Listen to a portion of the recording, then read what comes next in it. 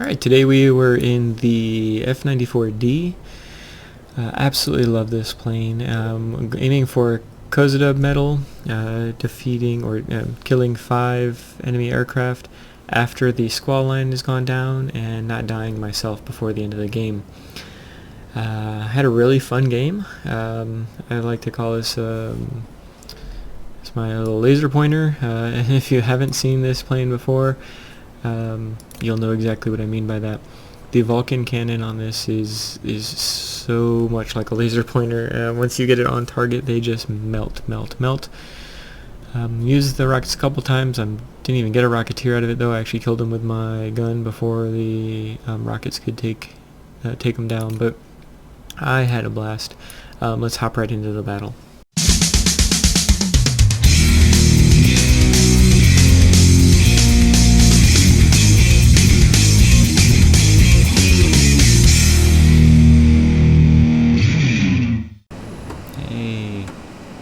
There we go, we got our F-94D, Mr. Heatwave. The Vulcan on this really is a heat wave. That's why I like the dragon emblem on the front there. It really is a fire-breathing dragon. Once you get the air-to-air rockets, it really completes the whole package. Alright, so in this particular mission, I wasn't actually going out of my way to get what I got at the end, which is usually what makes it easier. If you're going out of your way to get a McCampbell's or a Kozadub or any one of those medals, it can make life frustrating for sure.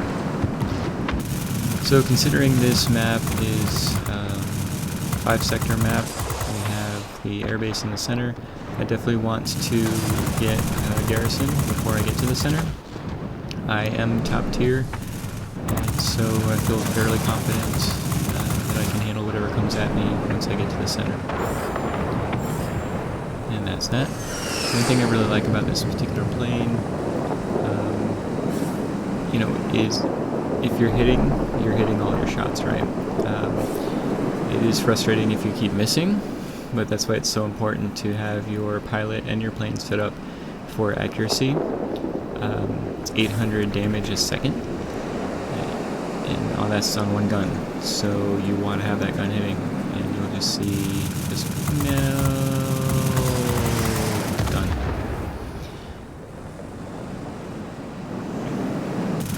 So at this point, I'm just keeping everybody at arm's length distance, and that way, if they do outmaneuver me, I can use my boost and get away. I'm trying to keep a head on a swivel, see what's around me, using my map indicator quite a bit,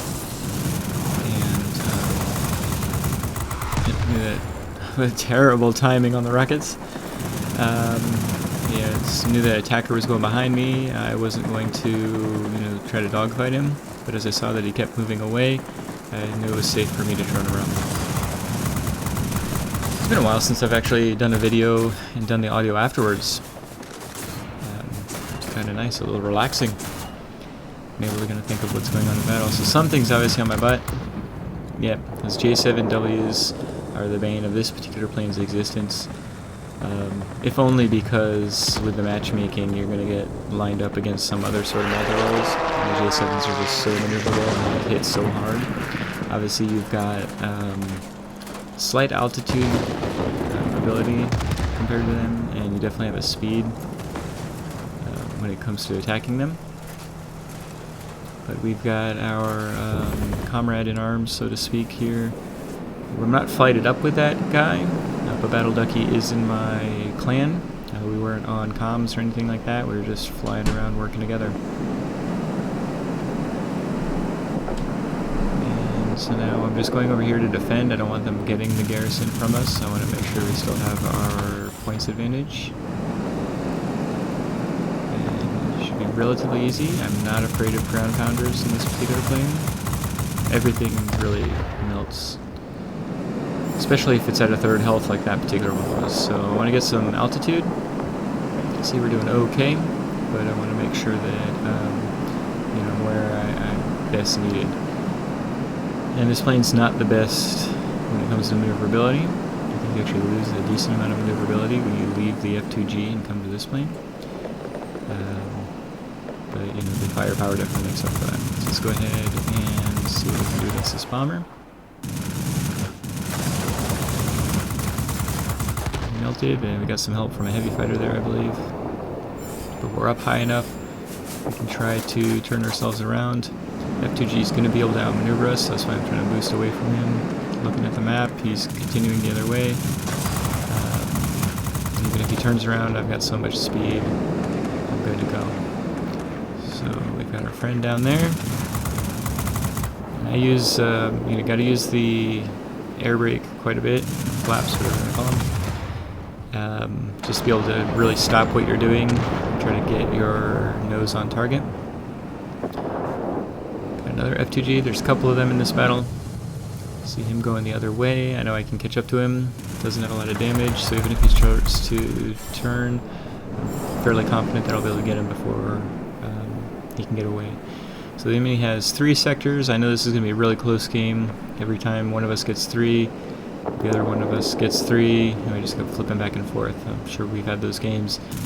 You know, these are fun games because you know that it's really going to come down to one mistake or one epic move. So I know that we've got the attacker here, and I want to be able to try to take him out. I wanted to make sure he wasn't focused on me because an attacker can make my life miserable. Was able to get rid of him before he even knew what was hitting him. And now let's move on to this ground pounder. One really good thing about the Vulcan is the guns cool down very quickly. They overheat very quickly, but they cool down very quickly. So as long as you're pulsing, and you'll notice me doing that quite often in this game, you really can pulse and pulse and pulse for the entirety of the game because they cool down so quickly. It's a freaking Vulcan, it better cool down pretty quickly, right?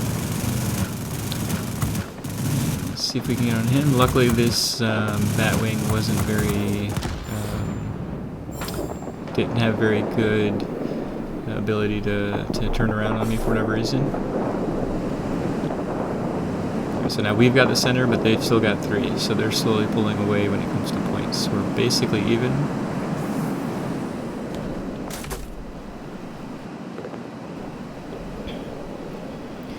We're basically even, but we need to stick with 3 for a while because they're going to be pulling away now. So I wanted to come over here and get these bombers.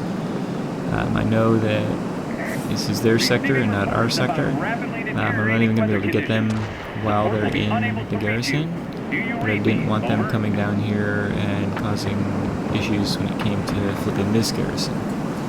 So I'm trying to keep up, and I'm just losing him.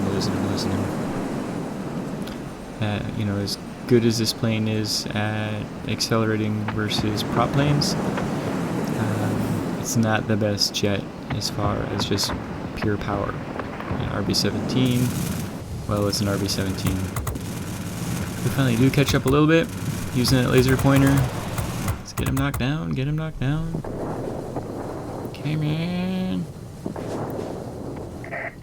We cannot support you any longer. Squall lines in. I was waiting.